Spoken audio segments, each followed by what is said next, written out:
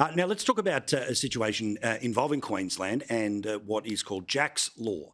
And this is greater abilities for the police to be able to search people for knives, to do it without warrant, to do it in a street, to be able to do it perhaps even in a family home. Now, here in part is the explanation for it from Queensland.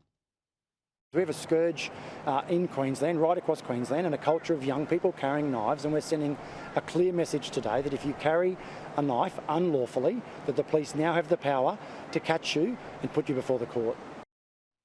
Dan's a good man and a good minister. To me, it seems like a no-brainer. I remember our experience when we were in Toowoomba, Angie, doing a show, is that you were asked by police if they could perform the wand test on you. The laws now change that to make it essentially one where it can be demanded of you. I think this is pretty simple. If you've never carried a knife, then in the same way when you get pulled over for a drink driving test, you know you're not going to fail. So what's the problem here?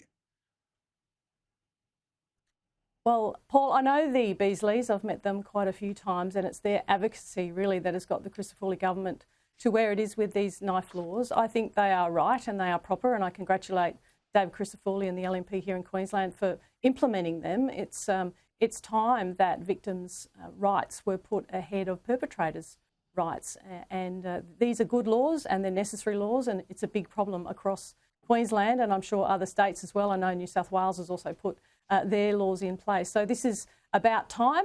It's right, and well done to Queensland government.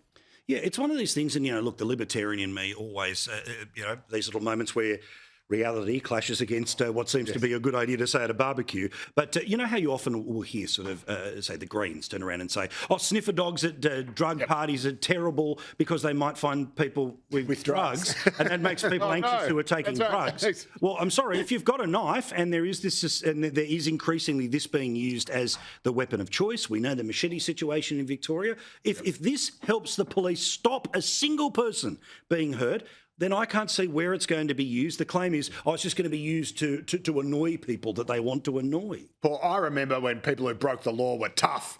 They didn't fall back on their civil liberties and say, how dare you do this to me, officer? If you're going to be a drug dealer, at least, rock up to that music festival and own it. Roll the dice. Roll the dice, son.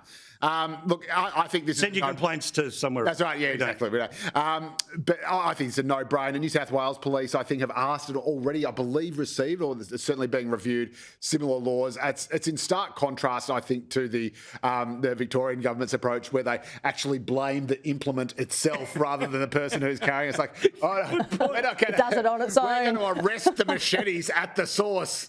Stop the machete before it attacks again. Very whereas you've got in Queensland, people say, well, no, if someone's actually carrying a blade on a street, and of course these knives would still be easily accessible in Victoria and elsewhere, if we're suspicious of someone, of course you have to be able to. There is nothing progressive, there is nothing left-wing, and it always blows my mind that some lefties seem to think so, about allowing crime and criminals to run rampant on the street. They always affect the most vulnerable and most disadvantaged communities. It is always the most vulnerable and disadvantaged people, the people who the left should be defending, who are the most likely to be victims of this kind of violent crime. So for the love of God, defend them and protect them instead of the perpetrator.